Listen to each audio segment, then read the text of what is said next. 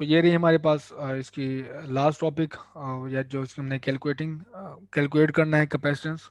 तो इस केस में हमारे पास कॉन्फ़िगरेशन है जो मैंने यहाँ पे शो की है कि ये शेल है। ये है आपके पास एक स्मॉल बॉल है, कंडक्टिंग बॉल, उसके ऊपर पॉजिटिव चार्ज है, और इस बार हमारे पास जो आउटर बॉल है उसके ऊपर नेगेटिव चार्ज है। और इनर बॉल का रेडियस है ए, और आउटर बॉल का रेडियस है बी। तो ये कॉन्फ़िगरेशन, पहली वाली कॉन्फ़िगरेशन थी हमारे पास सिलेंड्रिकल, सिलेंडर थे, एक के अंदर दूसरा सिलेंडर था। इस केस में हमारे पास बॉल्स हैं, एक के अंदर दूसरी बॉल है और कंडक्टिंग बॉल है। तो अगेन हम दोबारा यही काम करेंगे कि आ, इसके केस में अगर मैं इलेक्ट्रिक फील्ड ड्रॉ करना चाहूँ तो इलेक्ट्रिक फील्ड हमारे पास होगी इस तरह से, ये होगी पॉजिटिव से नेगेटिव की तरफ, ये यूँ। ठीक। तो हम ये पाथ लेंगे कोई, उसके ऊपर इलेक्ट्रिक फील्ड को एवेलुएट करेंगे, लाइन इंटीग्रल लेंगे उसका, और ये हमें मिल जाएगा फिर पोटेंशियल डिफरेंस। तो मैंने लिया है लेट से ये पाथ, और ये मेरा स्ट्रेट पाथ है जो टी एस है। और अगर ये रेडियस के अलॉन्ग है तो हमारे पास D S is equal to D R बन जाएगा। तो ये हम देखेंगे इसको कि कैसे वैल्यूट करना। तो डी एस अगर आपके पास रेडियस के अलॉन्ग है, जैसे कि रेडियस और ये जो आपके पास रेडियस लो, रेडियस की डायरेक्शन और ये देखें बिल्कुल बराबर है, सेम है। तो यहाँ से यहाँ तक आप मूव करें तो रेडियस पे ही चलते जाएं आप, तो आपको पता है ये डी एस उसी के इक्वल होगा। तो ये भी वेक्टर है। तो यहाँ से हम ये D S is equal to D R हो गया। तो अब हम एवेलुएट कर सकते हैं। अब किसी पॉइंट पे आपके पास इलेक्ट्रिक फील्ड क्या होगी, लेट से इस पॉइंट पे आप इलेक्ट्रिक फील्ड एवेलुएट करते हैं, वो हमने देखा हुआ है पिछले लेक्चर में कि अगर आप कंडक्टर के बाहर से खड़े होकर उसकी इलेक्ट्रिक फील्ड एवेलुएट करते हैं, वो बिल्कुल ऐसे बिहेव करता है जैसे पॉइंट चार्ज हो उसके सेंटर में। ठीक है। तो अगर यहाँ से यहाँ तक का, जहाँ पे आप, मैं इसको क्लियर कर लूँ, अगर आप इस पॉइंट पे इलेक्ट्रिक फील्ड फाइंड करना चाह रहे हैं, ठीक है, तो आपको सिर्फ ये करना है कि कंडक्टर के सेंटर से यहाँ तक का डिस्टेंस पता हो वो आर है। ठीक है। तो ये बिल्कुल वही उसी तरह बिहेव करेगा जैसे आपके पास पॉइंट चार्ज होता है।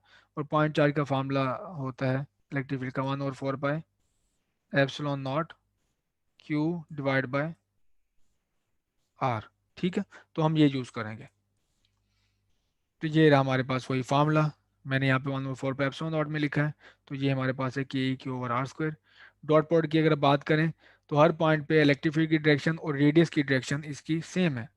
तो आप यहाँ पे अगर देखेंगे तो इलेक्ट्रिक फील्ड की डायरेक्शन भी यही है और रेडियस की डायरेक्शन भी यही है। यहाँ पर भी इलेक्ट्रिक फील्ड की डायरेक्शन जो है वही रेडियस की डायरेक्शन है। तो यहाँ पे आपके पास आ जाएगा minus A to B E D R cos zero. तो कॉस जीरो वन होता है। तो इलेक्ट्रिक फील्ड की वैल्यू मैंने यहाँ पे पुट कर दी, जो मैंने आपको यहाँ शो की है वो है क्यू ओवर आर स्क्वायर। तो ये हमारे पास इलेक्ट्रिक फील्ड की वैल्यू आ गई। तो जो कॉन्स्टेंट्स होंगे वो बाहर चले जाएंगे, वो बाहर आ गए। और बाकी इस 1/r² की इंटीग्रेशन होगी, वो आप देख चुके हो, वो होती है 1/r² dr। तो पावर रूल के मुताबिक अगर आप इसको ऊपर ले जाओ तो ये बन जाएगा r-2 dr। तो पावर में एक ऐड होगा, पावर में -2 में अगर आप 1 ऐड करो तो वो बन जाता है -1, और उसी से आप डिवाइड कर दोगे। ये इंटीग्रेशन का रिजल्ट है। तो r-1 डिवाइड बाय -1। तो ये फिर आपके पास आ जाएंगी अपर लिमिट लोअर लिमिट, ये लोअर लिमिट और ये अपर लिमिट। तो ये है सिंपल इंटीग्रेशन। तो ये जब इंटीग्रेशन आप यूज़ करोगे यहाँ पे, तो आप यहाँ पे देख लें आर पावर -1 है। तो आर पावर -1 होगी तो ये माइनस बाहर निकाल लें आप, यहाँ से जो माइनस आएगा, तो माइनस, आई शुड हैव, मुझे इसको ना थोड़ा सा क्लियरली करना चाहिए। तो ये स्टेप, इस स्टेप से नीचे हम कैसे आए वो मैं आपको शो कर रहा हूँ।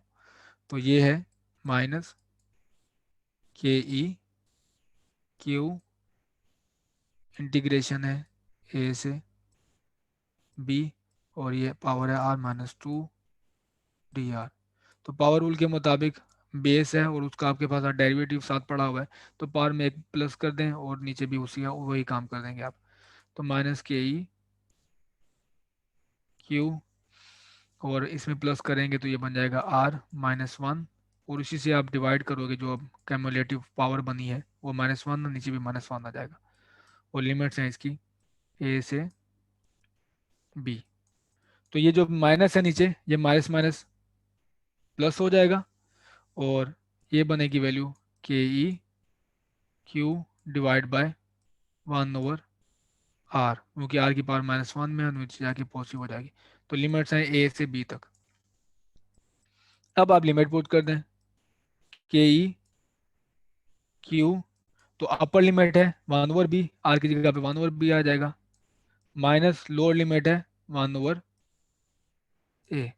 तो ये रहा मेरे पास यहाँ तक का रिजल्ट। तो के ई क्यू 1/(1/b -1/a), तो यही रिजल्ट है जो ये शो किया मैंने। तो जब आपके पास पोटेंशियल डिफरेंस आ गया दो पॉइंट्स का, तो अब आसानी से आप कैपेसिटेंस हम फाइंड कर लेंगे। इसका आप एलसीएम लोगे, ए बी मल्टीप्लाई हो जाएगा, क्रॉस मल्टीप्लिकेशन है, ए यहाँ पे चला जाएगा, बी यहाँ पे आ जाएगा। तो अब आप इसको इस तरफ हमारे पास था डेल्टा वी, और ये क्यू है, तो हमें क्या चाहिए, Q divide by delta we. तो डेल्टा वी की ये वैल्यू आ गई, क्यू आपके पास ये है, तो डेल्टा वी की वैल्यू यहाँ पे पुट करोगे, या फिर आप दूसरे तरीके से भी देख लो यहाँ पे कि जो यहाँ पे मल्टीप्लाई हो रहे हैं क्यू के साथ, आप उस तरफ ले जाओ, डेल्टा वी को इस तरफ ले आओ। तो यहाँ पे ए बी डिवाइड हो रहा है, ये डिवाइड हो रहा है, वहाँ जाके नोमिनेटर में आ जाएगा, के ई यहाँ पे मल्टीप्लाई और डिवाइड हो जाएगा, और साथ बन जाएगा ये बी माइनस ए। ठीक, तो आपके पास आ गया ये K E A B divide by K E into B minus A, और ये रहा हमारे पास सी। ये है हमारे पास capacitance due to spherical capacitor. Again geometrical parameters.